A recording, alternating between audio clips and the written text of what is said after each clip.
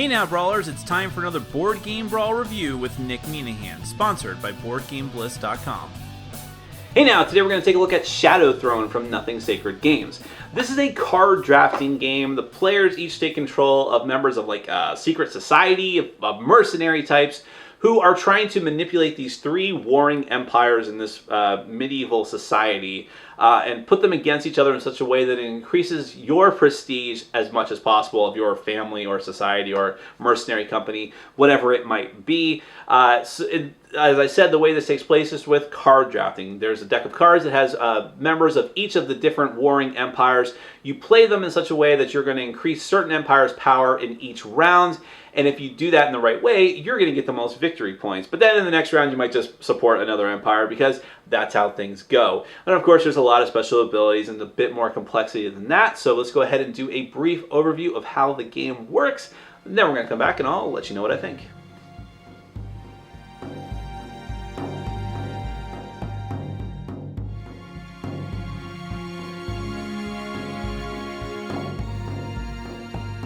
Shadow Throne is a competitive game for 3 to 5 players. The goal of the game is to have the most victory points at the end of the game, and the end of the game is whenever someone gets at least 15 points during the resolution phase. If that is the case, the game will immediately end, and whoever has the most points at that point is going to be the winner. Now, here's a typical setup for the beginning of the game. Each player is going to have 6 cards from the character deck. The character deck has 54 cards. There are 18 cards each for each of the 3 different factions. I don't remember their exact names, but they're the blue, red, and yellow faction. And this power track over here keeps track of each faction's power since they all start at 0 right now. But as you go through the card drafting phase and then get to playing your character cards, those powers are going to fluctuate and go usually up on the track, and that's your goal there. That's the main way that you're going to score victory points, and that will become more clear as I go through the rest of the overview. Just to tell you what the other components are, you have gold. Each player is going to start with 3 gold. You have the 6 character cards you start off with.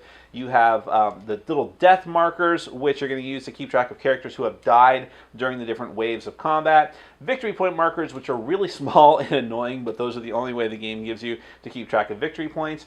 You have power markers. This is the symbol for power in this game.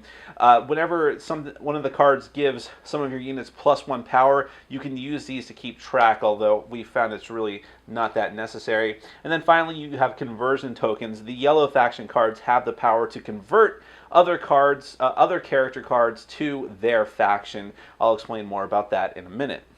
All right, so let me just break down how the normal turns are going to work. The first thing you have is the intrigue phase. The intrigue phase is where you're going to shuffle up the deck of character cards. And by the way, in every round of the game, you shuffle up all of the cards. So all the cards that you played in the previous round get shuffled back into the deck and then redistributed. Each player is going to get 6 cards, like I mentioned, although in every round after the first, you will actually hold 1 card over from the previous round because you're only playing 4 cards during the combat phase, and then you will discard 1 and then keep one of the others.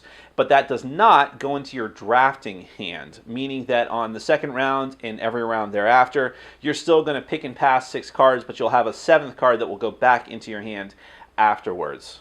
For anyone that's not intimately familiar with drafting, it's simply taking the hand of cards that you have, picking one, putting it face down, passing the rest of your cards to the player on your left, and then continuing until everyone has distributed all of the cards. Next comes the conflict phase. This is where you take your new hand of cards and then choose 1 card to play from your hand. Every player chooses that card and puts it face down simultaneously and then flips and resolves it. And that can mean paying for the card, it could mean just using special abilities, or it could just mean moving further up on the power track. So for instance, let me show you a few of just the really basic cards that you might encounter in the game. This is one of the cards from the yellow faction, the priestly faction. Up here at the top, first off, you have the rank of the card. There's commoners, nobles, and elites. You can look at either the name on the card or also the dots will signify that. So you have 1 dots, 2 dots, and 3 dots. And then the first symbol you see, the purple symbol, as with those tokens, is the power symbol. So this is how far your faction is going to move up on the track if you successfully play this card. So if I played this yellow card, it's got 1 power, I would move up the yellow faction by 1. And of course, every player is playing cards simultaneously, so if other players play yellow cards, it might go up even further. Looking at the rest of the card, the middle number is your victory points, the green symbol. That is how many victory points you get if, and only if, your faction wins in power at the end of the conflict phase, during the resolution phase. So if you look at the power track, and let's say that this is how we are at the end of this phase after everyone has played their 4 cards, then yellow would indeed be the winner here, and you would gain the victory points for all of your cards. If there's a tie, same thing, but if you're on the losing side, you don't get any victory points. And the last thing that is important, at least on these basic cards, is the money cost. Now, this is actually a positive coin, which means that you would actually gain a coin simply from playing this card. However, some cards, this is actually a 0, which means it has no cost. You don't lose any and you don't gain any. But some cards, like really powerful cards, are going to require you to pay money, which you need to pay as soon as you flip the card over. Now, if you flip over a card that you cannot pay for, it's not optional. You either can pay for it and therefore must, or if you can't pay for it, you just flip the card face down and then you get to take a money from the bank. And just to show you a few of these other basic cards, here's one from the blue faction. This one gives you no victory points, but gives you 1 power and 2 money. That's the outlaw card. And like I showed you before, this 0 cost card gives you 1 power and 1 victory point. So it's really cheap, doesn't really do too much for you, but it's a reliable play. And this is an example of just a really powerful card. It contributes 6 power, and you see it's a noble. And he gives you 2 victory points as well. But like I said, he's going to cost you 3 coins to play, and money is not necessarily flowing heavily in this game. Now, some of the cards are obviously more powerful and have special abilities, and let me show you some of those from each of the factions. You have Shepherd of the Lost, which gives you 0 power and gives you 2 victory points, costs you 2.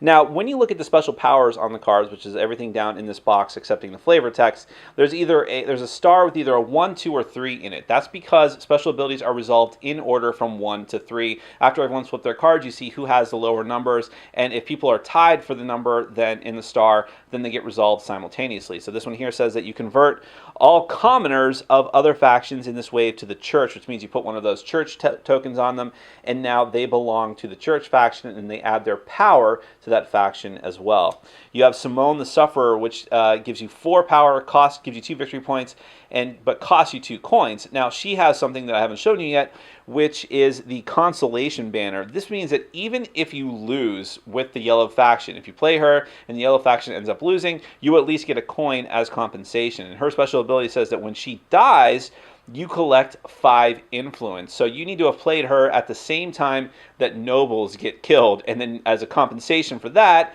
you gain 5 influence, which is just amazing. You want that to happen, although it's hard to make that happen at your will. Then here is like the really powerful card. Each faction has one really expensive but also really powerful card. And this is Princess Beatrice. She gives you 5 victory points, but she costs you 5. Her ability is to convert all commoners of other factions in this wave to the church, and they all get +1 power. Looking at some of the other faction cards, you have the red faction, which is a lot of killing cards, as you might imagine. So Annalise here, her special ability is to kill all elites of other factions in this wave. You have Datura, the adult assassin, who kills all nobles of other factions in this wave, and you notice they have really good stats. And here, King Kairos is not about killing, but rather, when you play him, you can play another Empire, which is the red faction character, from your hand, if you can pay for it. Then you have, that allows you to play an extra card in the round, which is really, really powerful. Here's the blue faction, the rebel faction. Each other rebel character in this wave gets +1 power from the Phobos Scouts, and notice that they have a consolation banner as well. Cythera the Whisperer actually cancels other power, level 2 and level 3 powers in that wave. Remember that a wave is just playing 1 card for the round. And then Queen Eleutheria, each rebel commoner in this or any previous wave gets +1 power. So there's some really powerful cards if you're willing to pay for them, excuse me.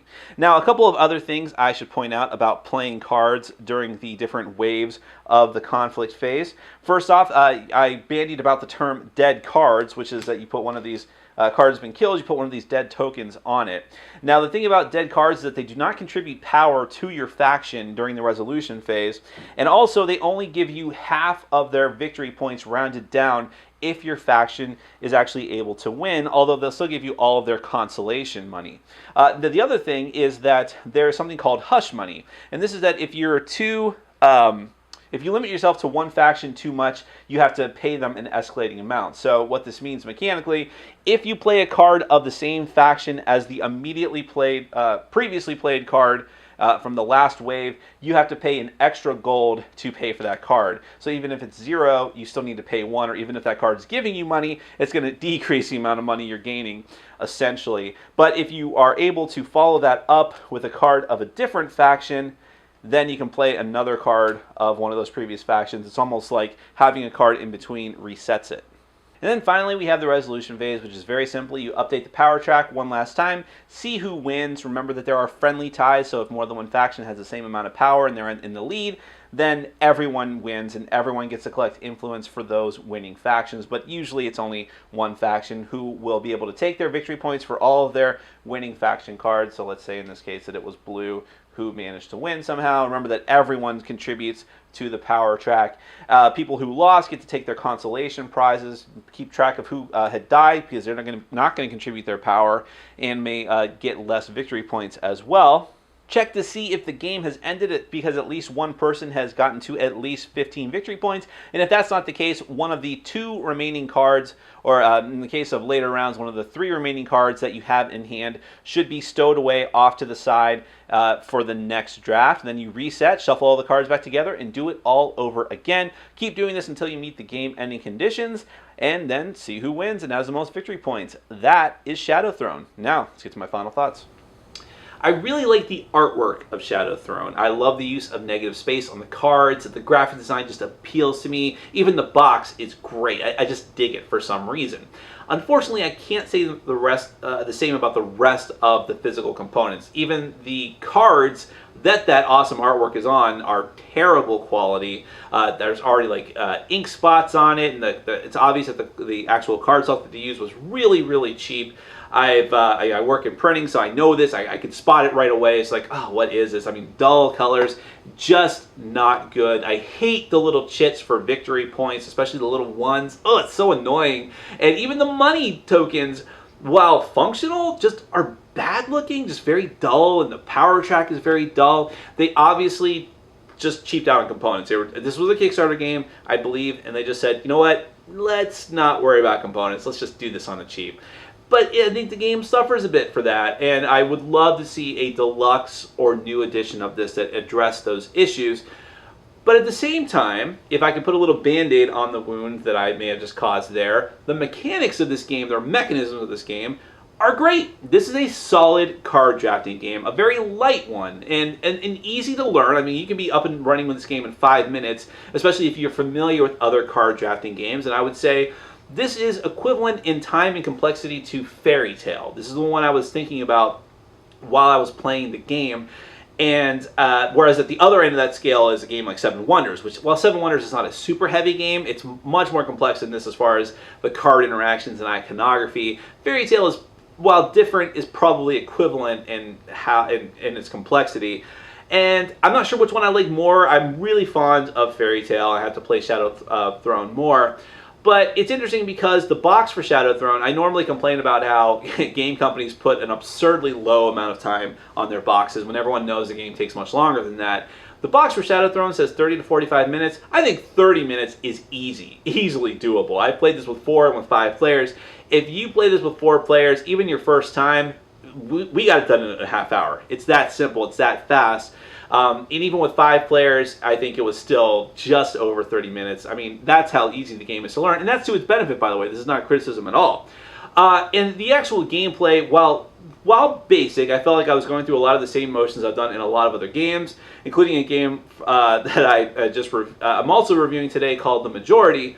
But still, I love the different interactions and how you're vying for control of this track, and the different special abilities that you have and when they can kick off, hoping that someone's ability is not going to totally jack yours over. That might be considered a criticism of the game, is that sometimes you play a card like, oh yeah, I'm going to kill nobles. Oh, there's no nobles. So that was a waste. But at least there's this other stuff that it does. It gives power, and it might give you a lot of victory points, so that's the consolation prize for that. And there's even a consolation if your faction doesn't win, because might get, for some of the cards, because you'll actually get some money as well, which is always in short supply in this game, and that's really interesting too. You have a lot of different options in your hand because after the first round you're going to be stowing cards, and you're only going to be playing 4 cards because there's going to be 4 waves of play. And that whole idea of, okay, if I play this card, it's really powerful, but it costs me a lot of money, but I might want to work up to that, and then you have to worry about the hush money as well, so you have to play your faction cards in just such a way that you're not getting too color dependent. That whole interaction, while it's very simple, it's cool, and it leads to a lot of strategic thinking, and especially with having to stow a card every round. I love that idea. More cards need to do that. More deck building games need to do that. And I love it when card drafting games do as well, being able to like plan ahead with a card. And I love the idea, even though it's not the most thematic game in the world, of like, I'm supporting this empire this round, but next round it might be completely different. And you can change up, because sometimes you'll play a card from a faction just to get like some easy money, because it might be one of those faction cards that gives you no victory points or no power, but it gives you 2 money. And it might be of a faction you're not even interested in supporting this round, but play it first in the round, see what the other players play and react to, and you're like, oh snap, well I guess I'm going for this faction now. I love that. Though there's just a lot of great elements to the game, and like I said, despite the poor physical component quality, the artwork is still good, so as long as you throw some sleeves on the card, I think that it would serve you just fine for quite a few games. And overall, it's just a nice, lightweight card drafting game. I think it can go up well against games like Fairy Tale, and I haven't played Greed, but I've heard other people compare that to Greed as well. And I like it. If you can find a copy, definitely go for it. At least give it a chance, because it might surprise you. It might be a bit of a sleeper hit for your gaming group like it was for mine. That is Shadow Throne from Nothing Sacred Games. Thanks for watching. Follow us on Facebook, Twitter, and Patreon. And make sure to check out our sponsor, Board Game Bliss, where you can find an amazing selection of games from around the world. BoardGameBliss.com. Thanks for your support.